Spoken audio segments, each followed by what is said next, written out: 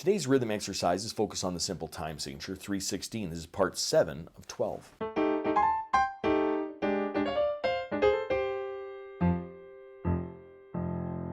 Welcome to my studio, Bach To Basics. This channel is where you can find videos to further your music studies.